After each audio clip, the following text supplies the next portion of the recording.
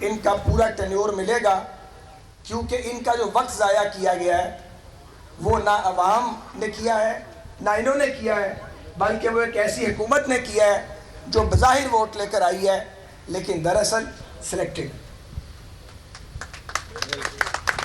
آپ کی ذمہ داریاں آپ کو بخوبی پتہ ہے۔ احمد احسان صاحب نے آپ کو بڑے خوبصورت پیرائے میں ان ذمہ داریوں سے ایک بار پھر آگاہ کیا ہے، اس کو ریفریش کیا ہے۔ میں خود بھی کونسلر رہا ہوں 4 سال۔ دنیا کا سب سے مشکل کام بلدیاتی نمائندہ بننا ہے، بہت اوکھا کام ہے۔ تو یہ مشکل کام آپ سر انجام دے رہے ہیں۔ آپ کو لوگوں کی خوشیوں غمیوں میں بھی ساتھ شامل ہونا ہے، اور آپ ان کے چھوٹے چھوٹے مسائل کو بھی آپ حل کرتے ہیں۔ لاہور کا بہت بڑا مسئلہ اس وقت کوڑے کے ڈھیر ہے۔ شہباز شریف صاحب اسے پھولوں کا شہر بنا گئے تھے، تبدیلی سرکار نے اسے کوڑے کرکٹ کے ڈھیر میں بدل ڈالا ہے۔ کراچی کے لوگ لاہور کی مثالیں دیتے تھے، سونامی سرکار نے لاہور کو بھی ویسا ہی بنا دیا ہے۔ ہر طرف کچرا اڑتا ہے اور کوڑے کے ڈھیر ہیں۔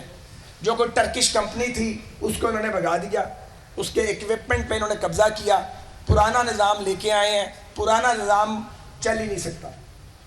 تو آپ کے پاس پہلے جیسے اختیارات obviously نہیں ہیں، کیونکہ ایک ہوسٹائل حکومت جو ہے وہ آپ کو کام کرنے سے روکے گی، کیونکہ بدقسمتی سے آپ کا مقابلہ کم ظرفوں کے ساتھ ہے۔ تو آپ نے ان کی کم ظرفی کو بھی فیس کرنا ہے، اور بطور منتخب بلدیاتی نمائندے کے جو آپ سے بن پڑے وہ آپ نے اپنے لوگوں کو سرو بھی کرنا ہے۔ بہرحال اس وقت ایک احتجاج جاری ہے، اور اس احتجاج کے نتیجے میں بہت سی قیمتی املاک، قومی املاک، عوامی املاک ضائع ہوئی ہیں، جانی نقصان ہوا ہے طرفین کا۔ بڑی المناک صورتحال ہے۔ ہم سمجھتے ہیں کہ احتجاج کا یہ طریقہ ٹھیک نہیں ہے۔ ہم احتجاج، گھیراؤ، جلاؤ اور جتھوں کی سپورٹ نہیں کرتے، لیکن ہم یہ بھی کہتے ہیں کہ میڈیا کے اوپر پابندیاں کیوں عائد کی گئی ہیں۔ میڈیا نے ایک رخ دکھایا ہے، دوسرا رخ دکھانے کی اجازت کیوں نہیں دی گئی؟ یہ آپ میڈیا کو جب آپ اس کو پابند کرتے ہیں، جب آپ میڈیا کی آواز کو دباتے ہیں، اس سے پھر شکوک اور افواہیں پھیلتی ہیں۔ عمران خان کو اللہ کا شکر ادا کرنا چاہیے کہ اس کو ایک ایسی اپوزیشن ملی ہے جس کا انہوں نے چورا کرنے کی کوشش کی اور کلہاڑا چلایا ہم پہ، اور ابھی تک باز نہیں آئے، ابھی بھی بدنیتی ختم نہیں ہوئی۔ مگر پاکستان کی اپوزیشن پارٹیز نے اس سچویشن سے کوئی فائدہ اٹھانے کی کوشش نہیں کی، کیونکہ ہم اسے غلط سمجھتے ہیں کہ یہ طریقہ نہیں ہے فائدہ اٹھانے کا۔ ہم دعاگو ہیں کہ حکومت کے اور ٹی ایل پی کے مذاکرات کامیاب ہوں۔ ہم دعاگو ہیں کہ اللہ تعالیٰ فریقین کو عقل سلیم عطا فرمائے، وہ تدبر، فہم اور فراست کے ساتھ معاملات کو حل کریں، کیونکہ یہ جو جھگڑا ملک کے اندر بن گیا ہے، اس کا فرانس کے اس ملعون صدر کو کیا نقصان ہوا ہے جس نے نبی پاک سرکار دو عالم صلی اللہ علیہ وآلہ وسلم کی شان میں گستاخی کروائی ہے۔ یقیناً وہ ہماری نفرت کا مرکز ہے، لیکن اندرون ملک جو ہم دنگا فساد ایک دوسرے کے ساتھ کر رہے ہیں اور مار دھاڑ کر رہے ہیں، اس کی کوئی بات سمجھ نہیں آتی، اور یہ جو ایک دوسرے کے ایمان پہ حملے کیے جاتے ہیں، ہم اس کی بھی حمایت نہیں کرتے۔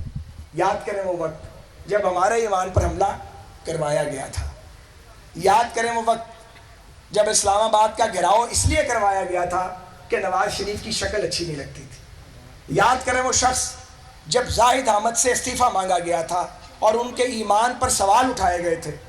اور آج میں آپ کو بتانا چاہتا ہوں کہ ایک نشست ہوئی اسلام آباد میں زاہد احمد صاحب کو ساتھ لے کے وہاں گیا، وزیر داخلہ احسن اقبال صاحب تھے، وہاں مظاہرین کے نمائندے بھی موجود تھے۔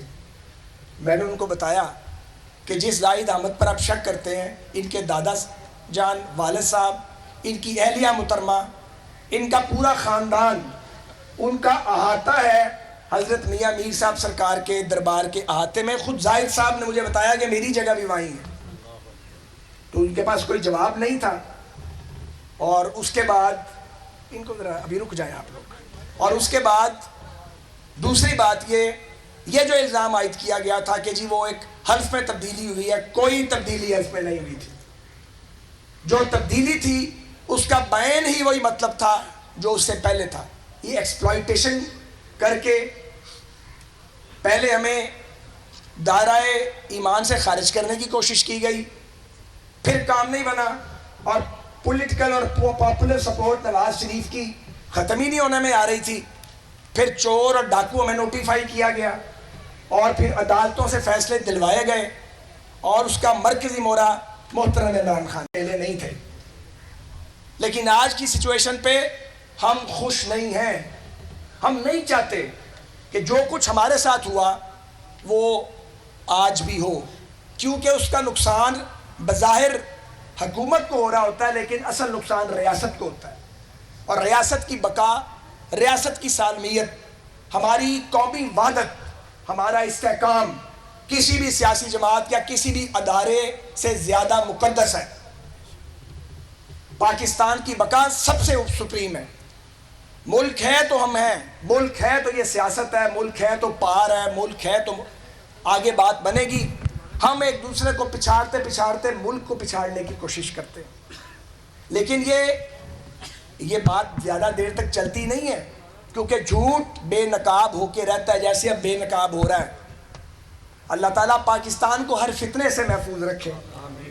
اور یہ جو کفر کے فتوے لے کے اور غداری کے فتوے لے کے ہم پھرتے ہیں اور اپنے مخالفین کے ماتھے پہ چشمہ کرتے ہیں, اس سے ہم باز آ جائیں. یہ ہم ملک کی کوئی خدمت نہیں کرتے, بلکہ ملک دشمنی کرتے ہیں. کچھ دانستہ کرتے ہیں, کچھ نادانستہ کرتے ہیں. اور ایک مسئلہ اور یہ ہے کہ بہت چھوٹے قد کے لوگ بڑی بڑی پوزیشنز میں آ جاتے ہیں. تو آپ یہ سمجھیں کہ گیسی غبارے والی مثال ہے, اس میں ہوا بھرتے جائیں پھولتا جاتا ہے, وہ اس کا اوریجنل سائز نہیں ہوتا. پھر ہم نے یہ بھی دیکھا کہ آنریبل سپریم کورٹ نے میرے اور سلمان کے مقدمے میں جب فائنل ججمنٹ دی تو اس میں یہ واضح تھا کہ اپنے مخالفین کو ان کا قد چھوٹا کرنے کے لیے ان پر الزام لگائے جاتے ہیں, تاکہ خود الزام لگانے والے جو ان کا قد بڑا ہو جائے اور ان کو طاقت مل جائے. ہمارے ایک بزرگ تھے, میرے وہ استادوں میں شامل ہیں, اور ان سے سیاست بھی سیکھی, اور وہ ایک مذہبی شخصیت بھی تھے, مجاہد اول سردار عبدالقیوم خان صاحب. دہائیوں پہلے کی بات ہے, میں ان کی خدمت میں حاضر تھا, تو وہ مجھے بچو کہتے تھے. کہیں کہ بچو یہ بتاؤ وَتُعِزُّ مَن تَشَاءُ وَتُذِلُّ مَن تَشَاءُ کا کیا مطلب ہے؟ میں نے کہا کہ وہ جس کو چاہے عزت دے اور جسے چاہے ذلت دے. انہوں نے فرمایا تشریح کرو. تو وہ خود علم کا سمندر تھے. میں نے کہا آپ کی موجودگی میں تو آپ رہنمائی فرمائیں. تو انہوں نے کہا اس کا ایک مطلب یہ ہے کہ وہ جسے چاہے اختیار اور اقتدار دے کے رسوا کرتے, اور جسے چاہے اختیار اور اقتدار واپس لے کر عزت بخشتے. تو وہ 30-32 سال پہلے تو یہ بات اس طریقے سے سمجھ نہیں آتی تھی, لیکن پھر ہم نے ان آنکھوں سے یہ دیکھا کس طرح لوگوں کو اقتدار ملتا ہے اور وہ رسوا ہوتے ہیں, کس طرح لوگوں کو اقتدار سے نکالا جاتا ہے مگر اللہ تعالیٰ ان کو عزت دے دیتے. اب یہ جو نوٹیفیکیشن آپ کا نکلا ہے یہ بھی ایک الگ معاملہ ہے. اس حکومت کو جب نوٹیفیکیشن ان کی مرضی کا نہ ہو تو پھر بڑی پرابلم ہوتی ہے.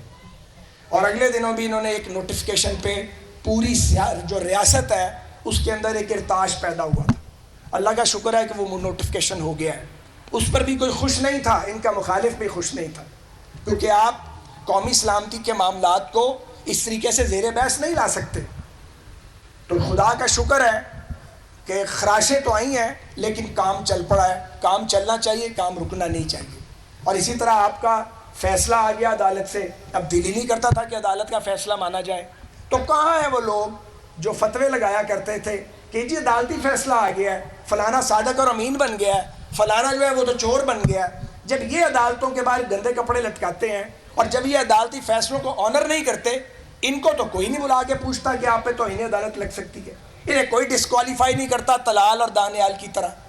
ان کو بھی تو کوئی بلا کے پوچھے نا, انہیں پوچھنے والا کوئی نہیں ہے. تو اگر کوئی نہیں پوچھے گا پھر رحمان کا نظام ہے وہ تو پوچھے گا.